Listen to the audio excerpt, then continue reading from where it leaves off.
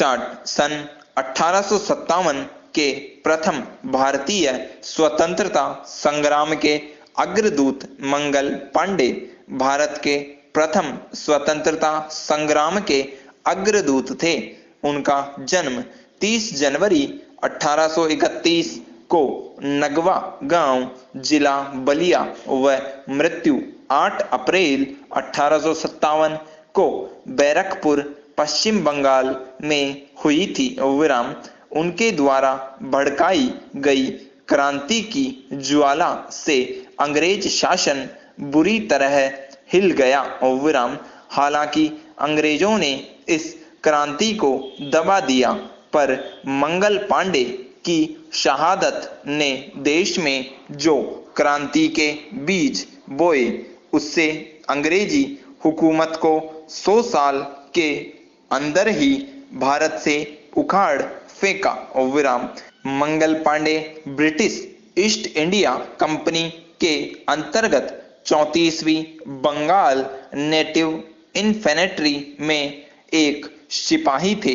विराम सन 1857 की क्रांति के दौरान मंगल पांडे ने एक ऐसे विद्रोह को जन्म दिया जो जंगल में आग की तरह संपूर्ण उत्तर भारत और देश के दूसरे भागों में भी फैल गया। और विराम यह भले ही भारत के स्वाधीनता का प्रथम संग्राम न रहा हो, पर यह क्रांति निरंतर आगे बढ़ती गई। विराम अंग्रेजी हुकूमत ने उन्हें गद्दार और विद्रोही की संज्ञा दी, पर मंगल पांडे प्रत्येक भारतीय के लिए एक महानायक हैं। विराम पैराचेंज प्रारंभिक जीवन मंगल पांडे का जन्म 30 जनवरी 1831 को संयुक्त प्रांत के बलिया जिले के नगवा गांव में हुआ था। विराम इनके पिता का नाम दिवाकर पांडे तथा माता का नाम श्रीमती अभय रानी था। विराम सामान्य ब्राह्मण परिवार में जन्म लेने के कारण युवावस्था में उन्हें काफी रोटी की मजबूरी में अंग्रेजों की फौज में नौकरी करने पर मजबूर कर दिया। और विराम वो सन 1849 में 22 साल की उम्र में ब्रिटिश ईस्ट इंडिया कंपनी की सेना में शामिल हुए। विराम मंगल बैरकपुर की सैनिक छावनी में 34वीं बंगाल नेटिव इन्फेंट्री की पैदल सेना में एक सिपाही थे। विराम ईस्ट इंडिया कंपनी की रियासत व राज्य हड़प और फिर ईसाई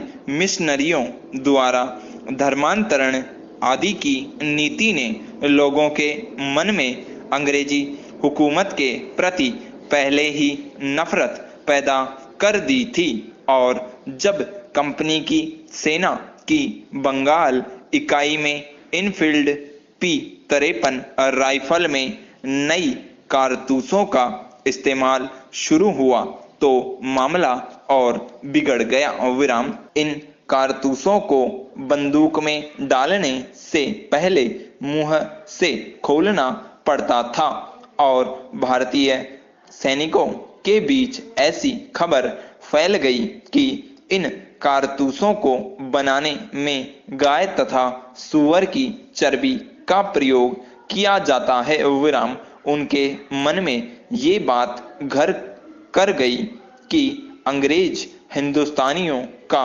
धर्म भ्रष्ट करने पर आमादा हैं, क्योंकि ये हिंदू और मुसलमानों दोनों के लिए नापाक था। और विराम भारतीय सैनिकों के साथ होने वाले भेदभाव से पहले से ही भारतीय सैनिकों में असंतोष था, और नई कारतूसों से संबंधित अफवाहों ने आग में घी का कार्य किया। विराम स्टॉप।